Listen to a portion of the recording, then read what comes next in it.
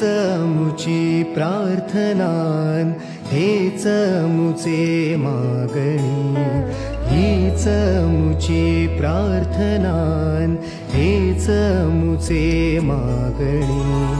माणसाने माणसाशी माणसासम वागणे,